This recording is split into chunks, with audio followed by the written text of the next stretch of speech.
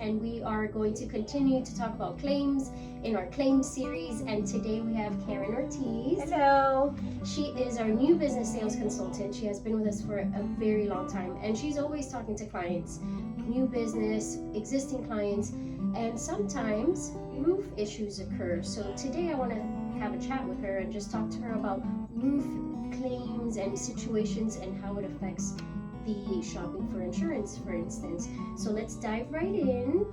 Okay. Alrighty, so first question. I know that you focus on new clients a lot, and they're new, purchasing a new home or shopping for a new insurance policy. Tell me what kind of situations you've encountered with these clients on a day-to-day basis when there's a roof claim situation or roof damage. So a lot of the issues that I've been encountering is when I ask for the claims history, they obviously tell me, hey, I did a roof claim on my roof, I had a roof leak, etc., etc. Could have been due to a hurricane or a wind issue or maybe just a normal roof leak. Okay, perfect. How much is paid out? Was an adjuster used? But then when it comes down to the big question, did you use a licensed roofer? That's where the problem encounters now. They tell me no, I basically hired someone to fix them myself or a handyman, and unfortunately these carriers are not accepting that. The insurance companies have gone very strict about that. They feel as a homeowner, you guys are almost like an obligation for you guys to upkeep and maintain the standard of your roof throughout the years, depending on shingles. Sometimes it's 15, tile roofs, I think it's 20 or 25. But a lot of the issues is that our clients are not hiring licensed people to do the repairs. We see this all the time. Like even if it's like one or two tiles. One or two vecino que me la arregle. Big no.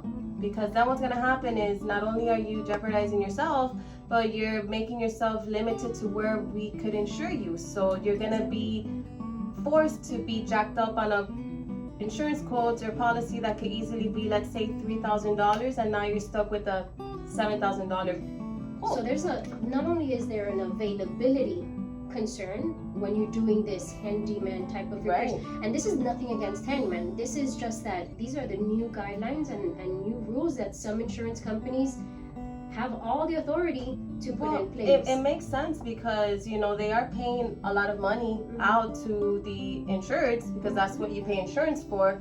But then it's like you don't want to reinvest the money the correct way. You want a company that's licensed and insured, has warranty on their projects, so that this doesn't happen again. So it's like our clients don't really get that. They just kind of want to, hey, it's fixed. It is what it is.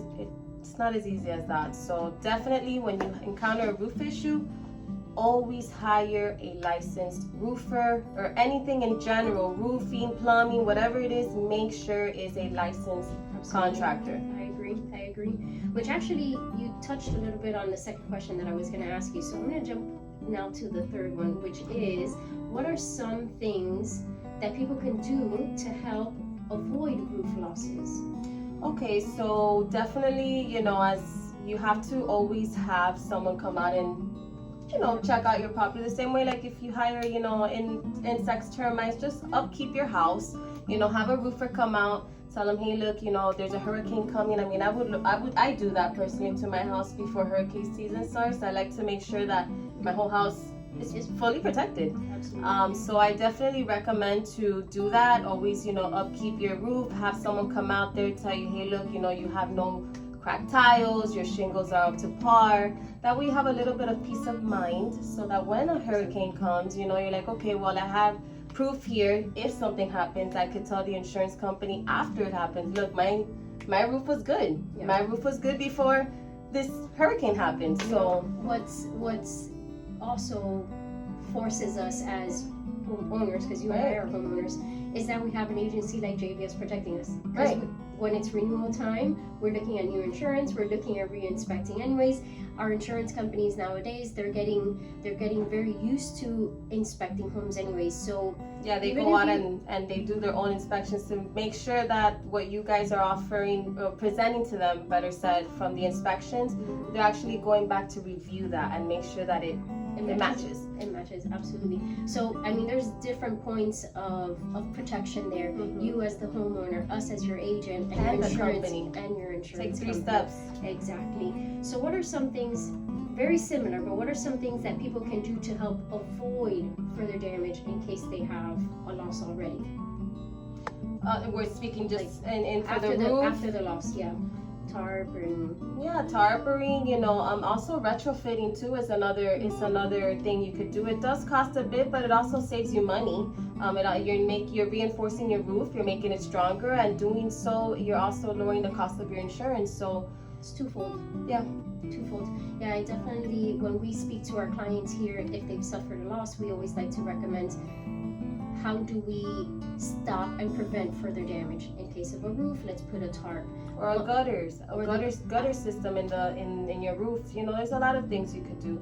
But definitely one of them is do your research, hire good licensed individuals to, go out and see your roof every once in a while. Make sure that your house is up to par so that if something does happen, you will be covered for it. It won't be as negligence to the carrier saying, hey, it's been 15 years and the client hasn't done anything to your roof. No, I have. And have the proof in the pudding right there for them, So, run down a couple rules of thumb here that we need to keep in mind when a loss occurs. A couple of things that we have to do. Well, definitely, I always recommend to reach out to your insurance agents first, okay? Do not call the company, because companies, unfortunately, as much as they want to help, even if you have a question, they will open a claim for you. And maybe the claim isn't even worth opening at all. So first rule of thumb, reach out to us. We will definitely guide you as to what to do, where to go. And definitely, just have proof of everything. Take as many pictures, video, tapes, and not tapes. I'm going back like we're in the 80s, sorry, but you know what I mean, video recording, just have enough proof so that when you're ready to place the claim, you have everything there for the carrier to see. Digitally, and you could send it to them in case that you do go purchasing, let's say, additional tiles and things like that. You keep your receipts. Right. And they see the damage before, Absolutely. So these are just a couple questions that I wanted to ask Karen, because in her experience and her expertise, she is very well informed and educated on how roof claims and how these damages affect us and our policies. So thank you so much for joining me. Thank you for having me. Always spending time with me. We love talking to the consumer and making sure that everybody is well educated, well informed, Absolutely. and in good hands here at JVS Insurance. So, we have a lot more episodes to come, more about our claims series. So in our home department, auto, commercial, life, health.